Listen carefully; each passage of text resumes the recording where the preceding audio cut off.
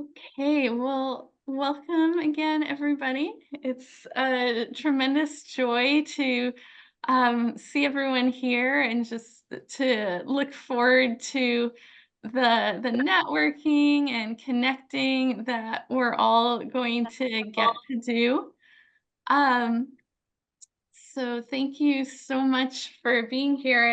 And really the whole purpose of this hour is for us to connect and share ideas and learn from one another. So um, in a little bit, we'll start doing introductions. And I want to invite you, like, not to think of those as just, introductions to get past so that we get to the real content, but the introductions are the real content because we're going to get to hear from one another and learn about what one another, like what our nonprofits are doing, what we're excited about and passionate about, and maybe how we can help one another and be an encouragement to one another.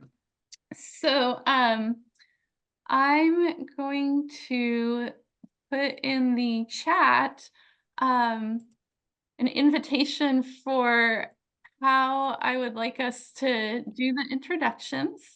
And let me just wait a moment because hadn't noticed there were two people in the waiting room. Uh, Hello, Mona, and hi, Melissa. Suho.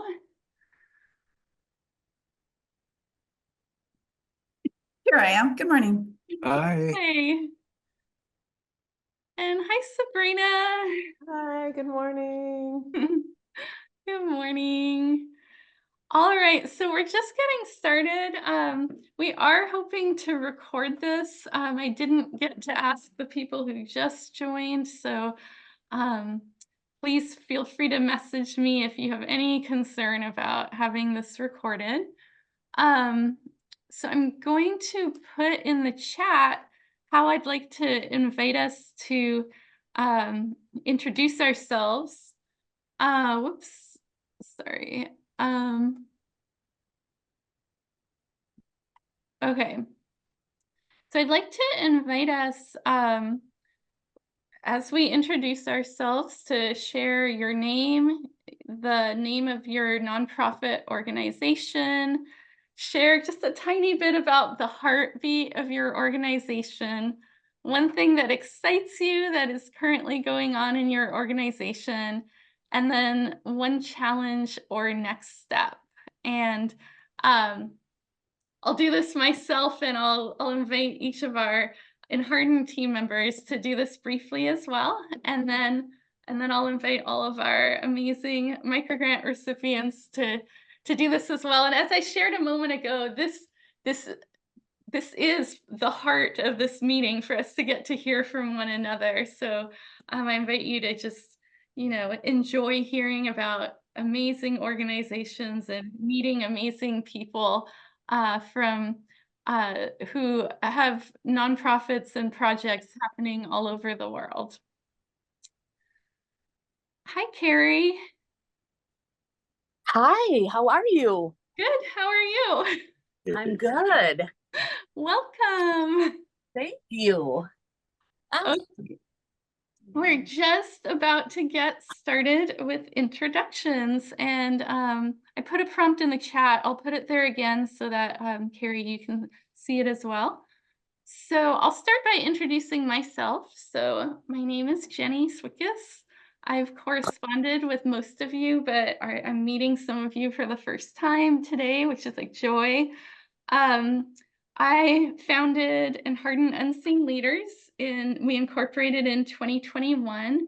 The heartbeat of our organization is to encourage and support and resource people like yourselves who have just these amazing hearts and projects and organizations that are uplifting communities in various parts of the world.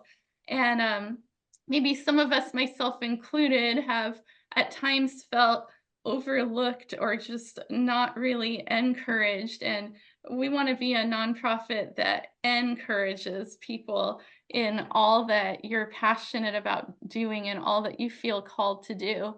one thing that currently excites me is what we're doing right now. This is our first time ever having microgrant recipients get to meet one another, and so it's really exciting to me. It's such a joy.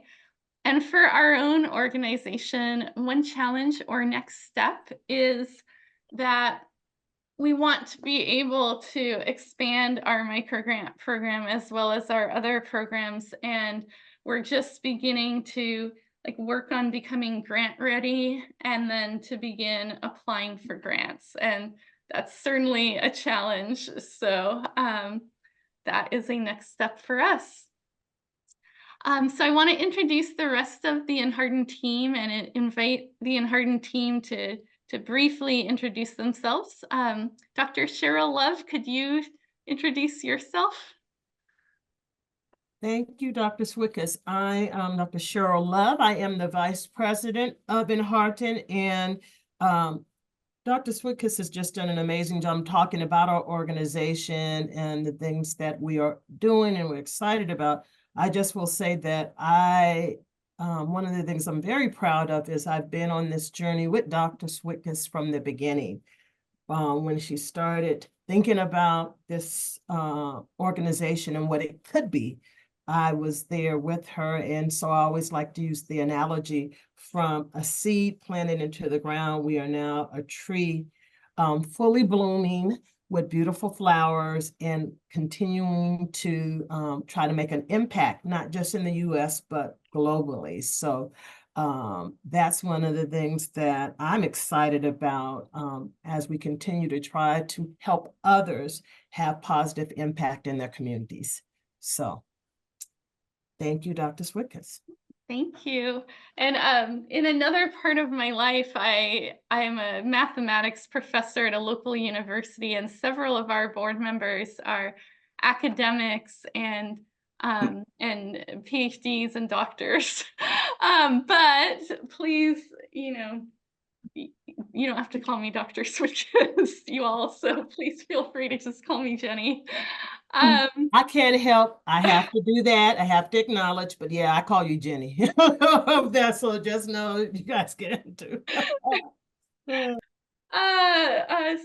Susan, Dr. Susan Seow, could you introduce yourself? Thank you. I am also I'm a professor as well, but a psychologist, and I work at the same school as Jenny. I'm not going to repeat everything she said. I'm going to just say ditto to, I'm part of Enhearten. The heartbeat's the same. What excites me is the same. I'm gonna echo what Cheryl said. I saw this as a vision that Jenny had, and now it's come into fruition, and it's very exciting to be along this journey with her. And to meet with you is what excites me, just to see you in person. And then challenging.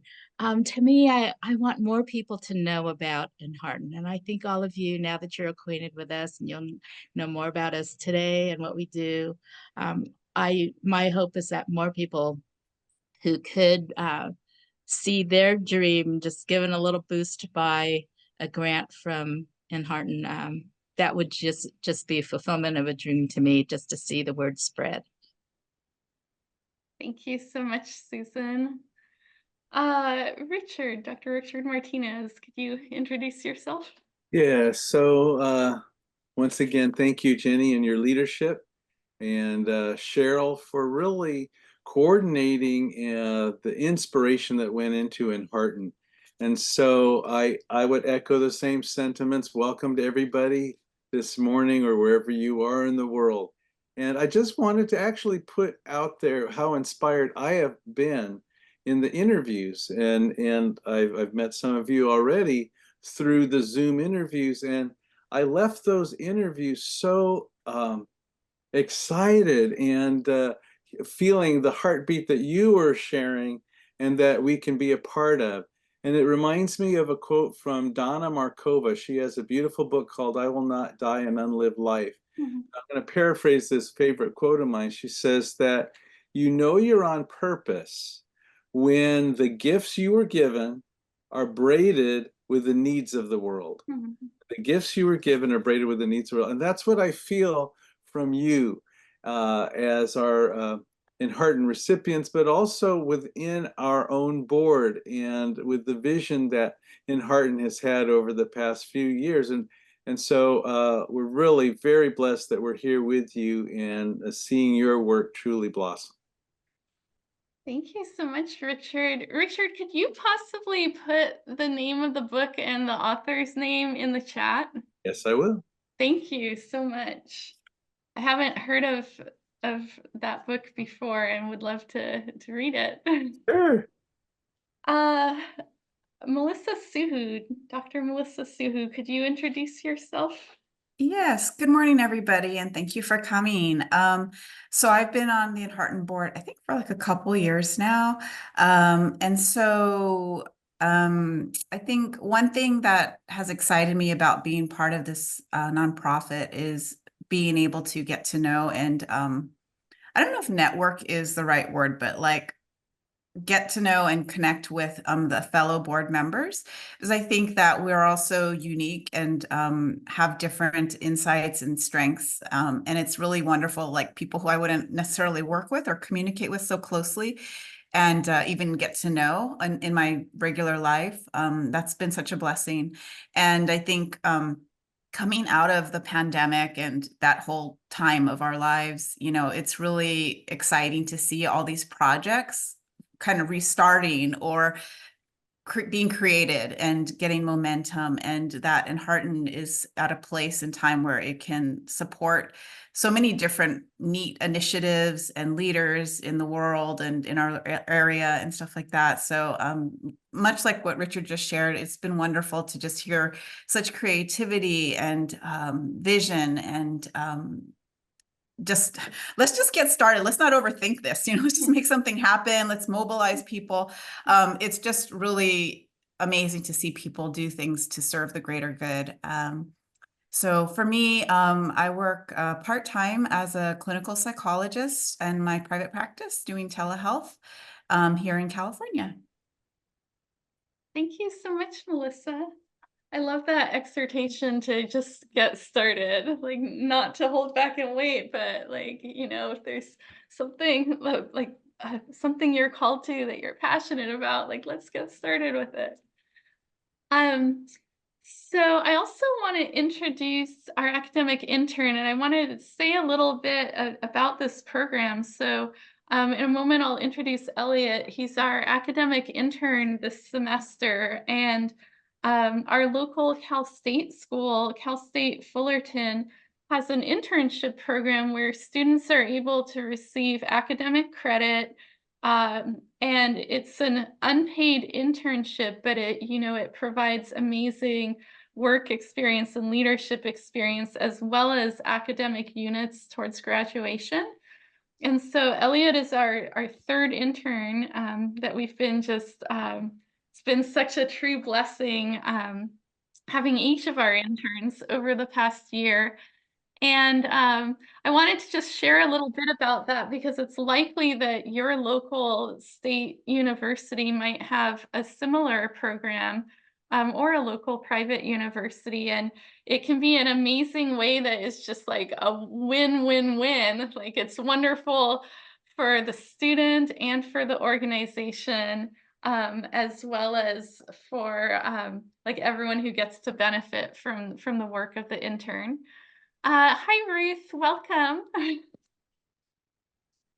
And so let me put again in the chat the prompt for the introductions so that Ruth, you can be able to see that. And so Elliot, I want to introduce you to everybody. Could you say a little bit, like whichever of the prompts you want to reply to, Elliot? Yeah, my name's Elliot. I'm an incoming third year at Cal State Fullerton. Um, and it's just been really fun learning about all these different nonprofits and like what they do and everything. And something that I've never really been super exposed to before doing this internship. So it really just like opened my eyes to like a whole new kind of world, I guess. Um, one thing that excites you about my organization? I mean, I am nearing the end of my internship. Um, and but you know, I really have enjoyed doing a bunch of all these interviews and just like learning a bunch about everyone. So it's been really fun, and I really appreciate the opportunity. And yeah. Thank you so much. Later in this hour, we'll be sharing one of Elliot's videos. He's been working on what we've been calling Enhearten Stories, where some of you have already been interviewed for an Enhearten story. And if you see Enhearten's social media, these past couple months this summer, all of that is Elliot's amazing work. So thank you again, Elliot. All right, so I want to invite the various microgrant recipients to share, and I wanted to invite Nikhil and Mona, if you could share first. I wanted to just mention what we're doing right now was Mona's amazing idea. So thank you so much to Mona for suggesting that we do this. So Mona and Nikhil, could you introduce your nonprofit and yourselves and share a little bit? Yeah, absolutely. So I'll start and then maybe Mona right after. So I'm Nikhil. I started Project Atom with Mona about 5 years ago now, and our nonprofit basically provides educational opportunities to migrant and immigrant communities in in Southern California. And we also like to focus a lot on like cultural connection and community building specifically. One thing that currently excites us is we have just recently, I mean, last week we ran our 4th annual summer program here in Anaheim, and we are using a lot of the material and information we got from that summer program to inform a lot of the work that we set out to do with our second Enhearten grant. So, currently, and I guess that's what's really the next step that we're excited about, which is developing a sort of documentary about the experiences of our community, and then also working on writing a children's book that can present the stories of our community just the same. Thank you so much. Hi everyone, my name is Mona. I am also part of Project Atom. I really appreciate the opportunity to be on this call with you all.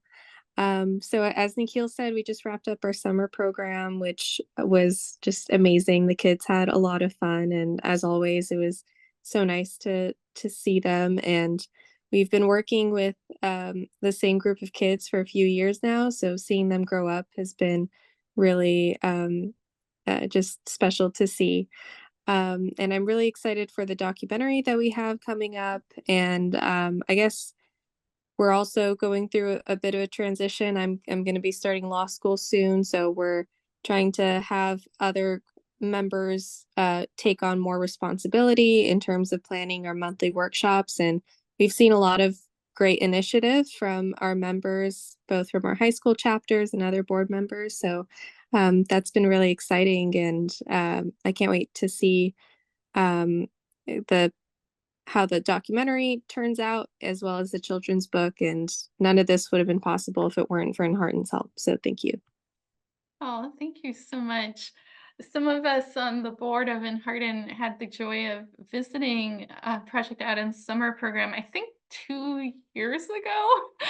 And it was just really really amazing seeing children who were very new immigrants to the US, like having a safe, welcoming place to have fun and be understood, and even be able to like express their feelings and their experiences in a healing way. So I loved getting to visit, and then it's been such a joy seeing how Project Atom has developed over these past 2 years and continuing on. Okay, Brianka and Sitsu, could you share next? Yeah, so my name is Bright. Sicho is my middle name. Okay, okay. Yes, I love that name because it means a lot to me. But hey, we are from Bridging the Gap worldwide, and we have worked in Ghana and in North Carolina, Winston-Salem specifically.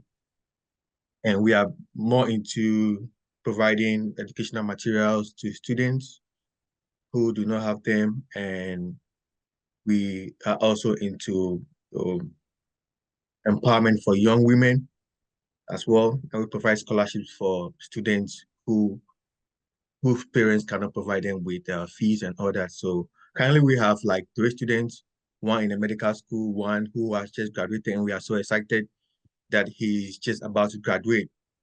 And we have been doing this unofficially for the past 2 years, but we got our 501c barely a year ago, and it's been going well. I believe that we are impacting people in Ghana and here in Winston-Salem. And we have people who volunteer for us, and they are in local schools here in Winston-Salem. And one thing that we found out recently was that students in America are coming to school without book bags. And I tell Bianca every time, this is unacceptable. If you tell me this is happening in Ghana, yes, acceptable. But in America, it is unacceptable in capitals. Mm. So we are very excited that our back to school backpack giveaway is just 3 days away. And I am so excited because this is going to be a blessing to so many kids. And maybe I'll leave something for Bianca to say. Thank you.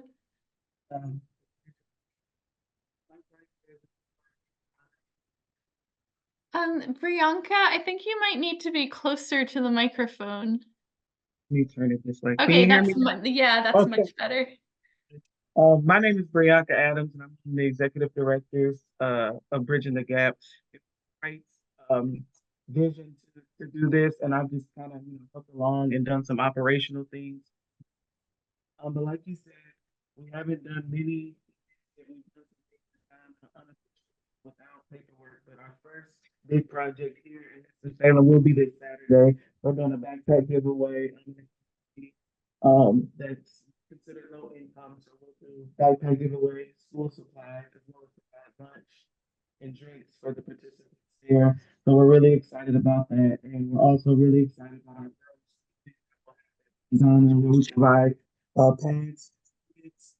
Young women who can't afford them, and so I don't know if Brian mentioned it, but girls are dropping out of the learning rate just because they don't have feminine products. So our goal was to provide them with feminine products as well as encourage them to stay in school, and show them that they're able to complete school and things like that. So we're really excited. Some challenges we run into, really just grants and trying to figure out how to raise money. That's been our biggest thing this year. Brian and I provide most of the funding in the first year. So just trying to figure out how to navigate that.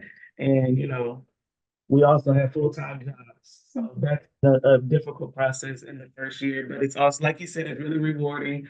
And we're really excited about things that'll come in the future. Thank you so much. Great. I love how you shared about like something that's just on your heart is like, this is unacceptable. Like we can do something about that. That's such a great encouragement to us all to like notice those things and care about those things and do something about it. And then Brianka, thank you so much for what you shared. And yeah, I think for many people on this call, just like you shared, we each have like another job and and then are doing the best we can to also pour our hearts into these this work that we're so passionate about. So thank you for sharing that. I really appreciate it. Um, Sabrina Gonzalez, could you go next and introduce yourself? Sure, thank you. So hi, my name is Sabrina Gonzalez, and I'm with the Civil Rights Institute of Inland Southern California. And as everyone kind of mentioned, just honored to be in this networking call, but also to be a recipient of the Enhearten grant. So very appreciative. Our organization is pretty unique. Our mission is to really inspire people of all ages through lifting up the historic and ongoing civil rights stories of the region. We foster community advocacy, and we're trying to build champions of tomorrow. So we are part of a mixed-use building called Mission Heritage Plaza right in downtown Riverside. And our component of it, the Civil Rights Institute, is in conjunction with a diversity center. And so we host exhibitions that tell local stories. Currently, our exhibition is San Bernardino Photography Now, and that's where this grant is going to support programming for that.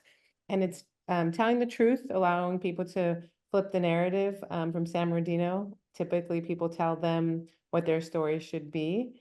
And so that's a lot of what I work is. We do educational components. We have a walk of fame around the building that highlights civil rights leaders of the region.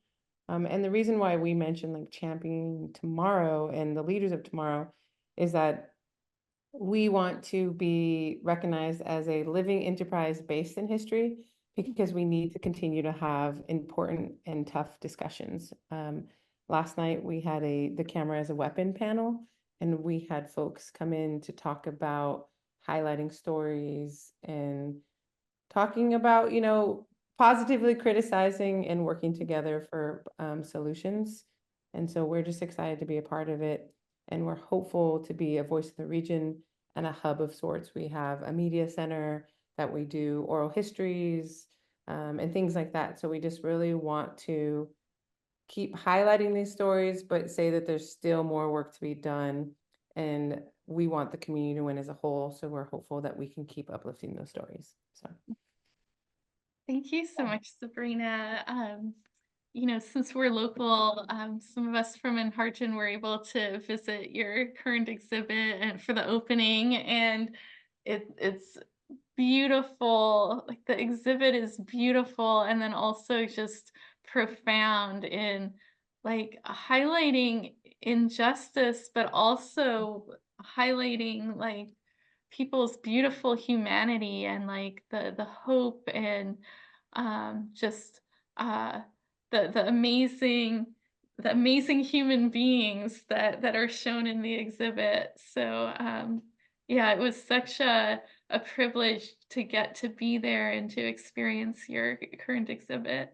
So Thank you. And We were Sabrina, excited. I love you. I have had the honor and privilege to get to know you we're going on 2 years now. Your organization is amazing, and I am just so glad that you are now part of the Enhearten family, as well as everyone else on the call, because you guys are doing just groundbreaking work around diversity, equity, and inclusion, which is my heart in terms of the work I do at the University of California, Riverside, and within Enhearten. So thank you.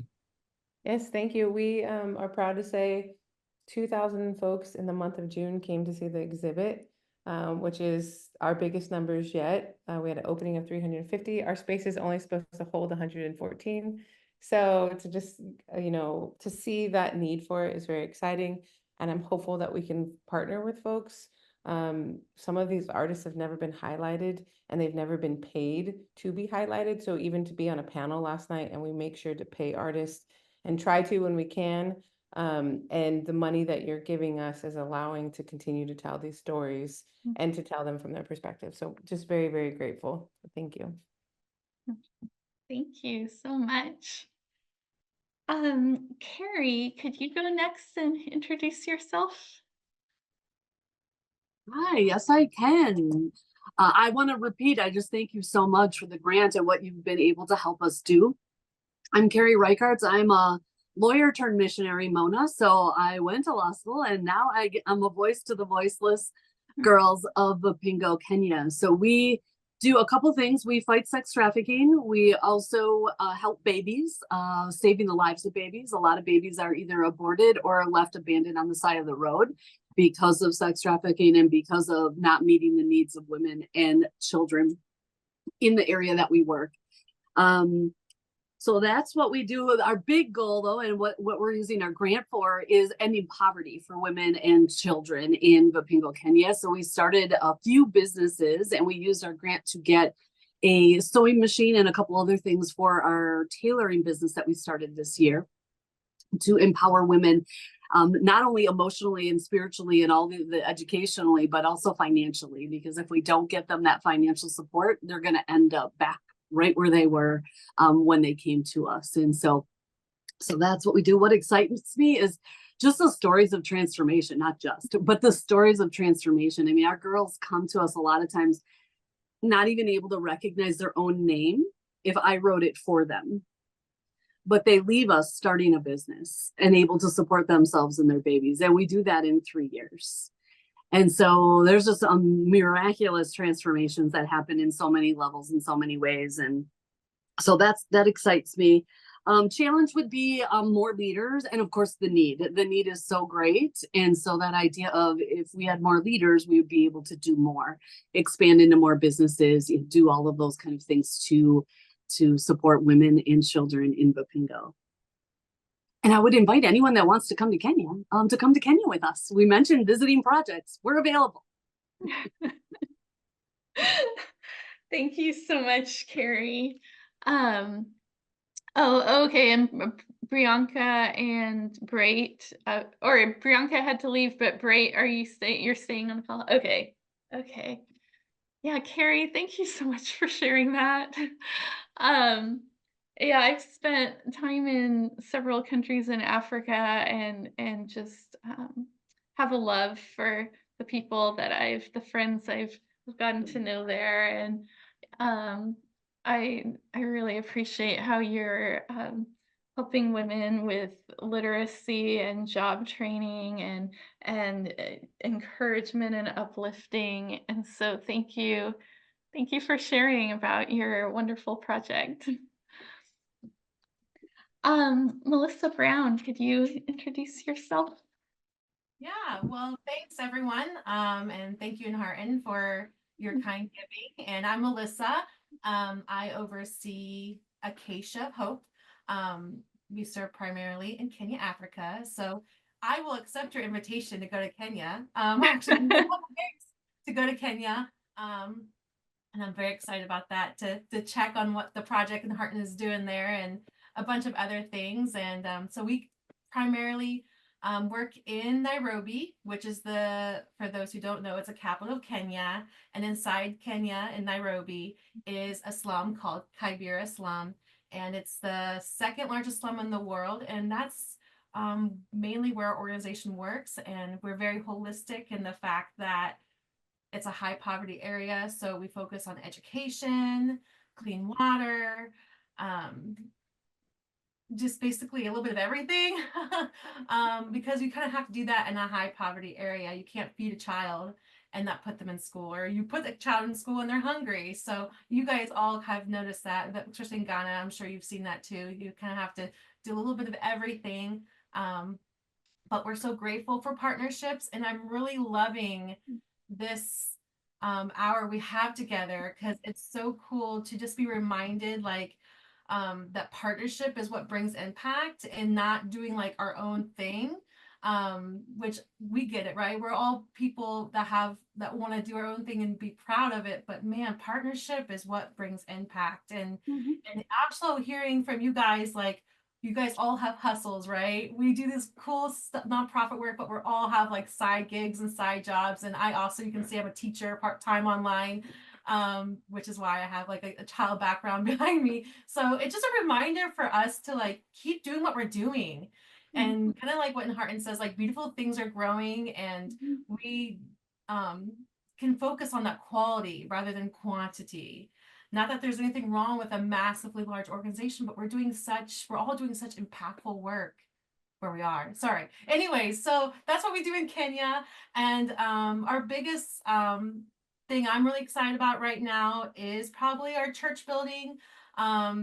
It just, for me, to see people go to church on a Sunday under a tree, and have never like gone to an actual physical place seems so mind-blowing, that there's people who go every Sunday in the high heat or the rainy season to go under an acacia tree in Africa and worship in their own denomination. And so we've been kind of doing some church building in these very far out villages. And so that's been super cool for me to see happen. A challenge would probably be kind of what someone else said earlier about leaders, finding leaders, board members, those logistical things that make the nonprofit, like the non-exciting things, administrative things, is really finding people who are also passionate about what you're doing and not maybe have the same kind of passion, the work, but just be someone supporting you. So having board members would probably be the biggest challenge for us in our mission. So that is a little bit about me and Acacia.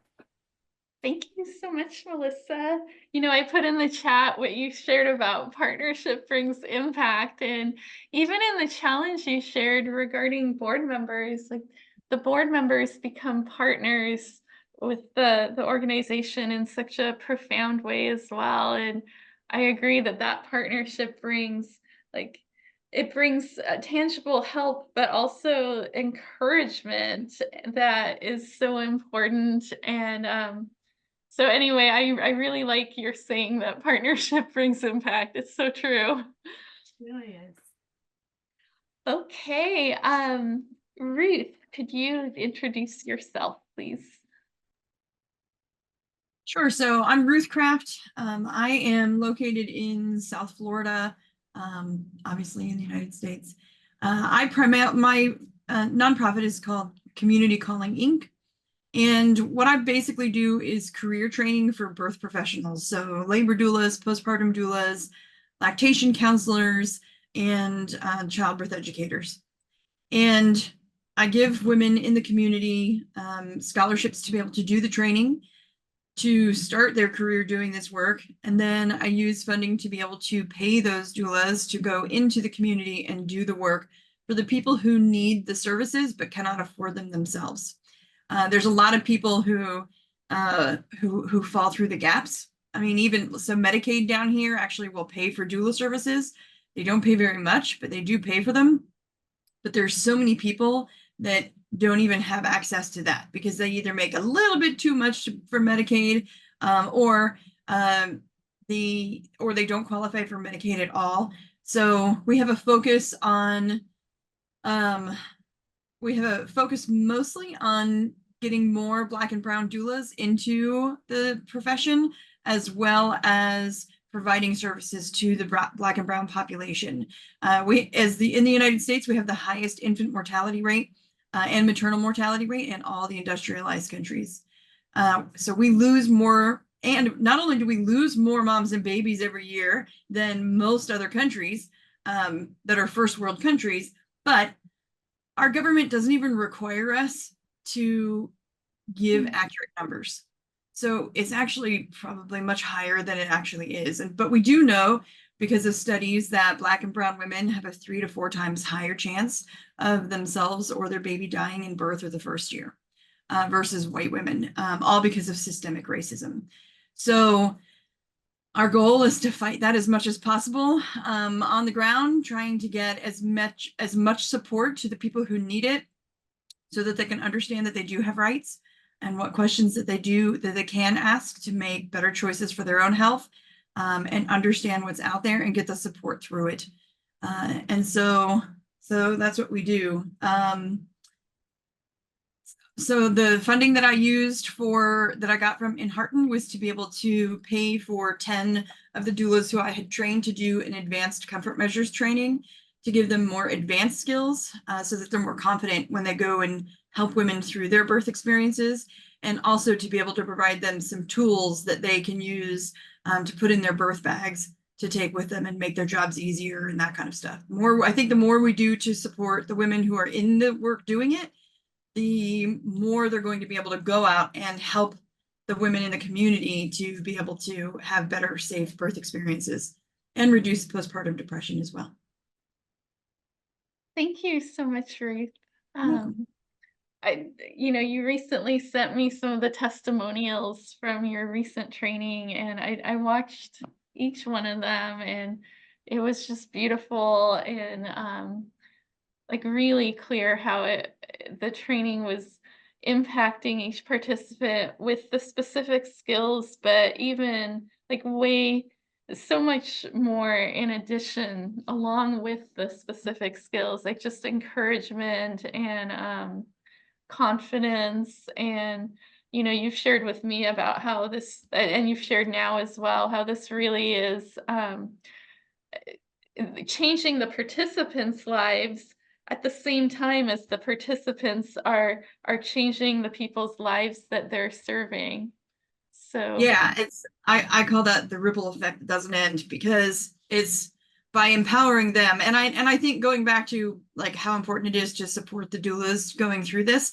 When I did my doula training, 20, almost 24 years ago, I didn't have any support from anybody around. And so it was very hard. I'm a very self-motivated person, so I figured it out on my own anyway. But when you have no support, it's so much more challenging. And so I agreed when I was going to train doulas that if I was going to do it, I was going to do it right. And we can't expect people to figure out how to support other people well if we're unwilling to support them through it too.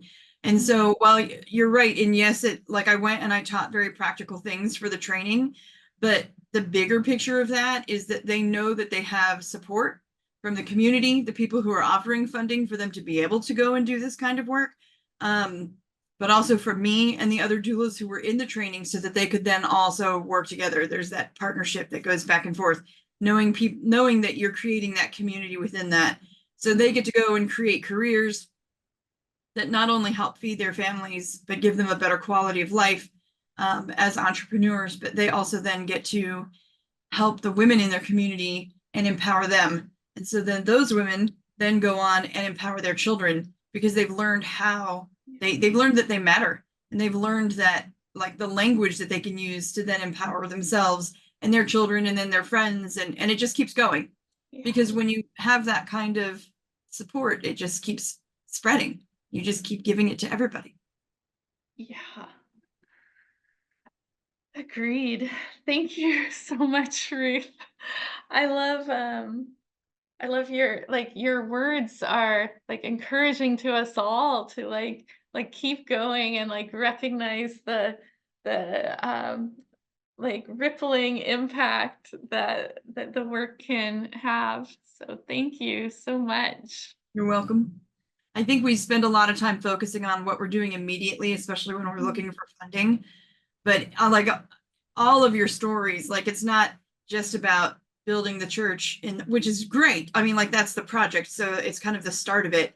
But then the people who go there to be able to be safe from the elements, to be able to connect more with each other, and then when they have that connection within their own community, then again it's going to keep spreading, right? Like, so it's not just about the one project that we're doing, it's about every connection that gets made during that, and that it keeps going. I mean, that's what's so great about this work. Again, in that big picture, all the little individual pictures are what make it work, but it really is that impact that just keeps going. So I agree. Yeah. Thank you again. Thank you so much. Okay. So at this point, we want to give you some time to be in breakout rooms. I'm going to get started setting that up. And so give me just a moment to get that set up. And then I'll send us to the breakout rooms. And in the breakout rooms, I'm going to put in the chat some ideas I had for how you could get conversation going in the breakout rooms. Feel free to use this prompt or not. but I imagined maybe something you heard from one of the people you want to hear more about. So, you could ask them, like, I would love to hear more about this. Could you tell me more about this? Or like, in hearing what you shared, I wondered if you've considered this idea, or like, do you know of anybody who's doing a project like this, or any other? The conversation can go in whatever way you want it to. We'll have about like 8 minutes in the breakout rooms, and I'm going to set up um, 2 breakout rooms. And I'm doing that right now, and then in a moment, I will send us to the breakout rooms. And as Jenny is setting up the breakout rooms, we were going to show Elliot's wonderful work that he's been doing, the latest Enhearten stories, but we've kind of run a little short in time. So as a follow-up to this amazing networking event, we will send a follow-up email, which will include the link to the story number 5, Enhearten story number 5, Elliot's amazing work. And so if you haven't had a chance yet to share your story, and you would love to, because we are always looking for stories to be shared to inspire others as we put it on our social media platforms and such. So if after you see Elliot's amazing work in Enhearten story number 5, and you're like, hey, I wouldn't mind being a part of this amazing Enhearten stories series, you just let us know. Agreed. So I'll go ahead and open the rooms. We'll just bring you back to the main room, like right before the 9:30 here in California, the 30 after the hour, and then we'll just have a super brief closing to the time at that point.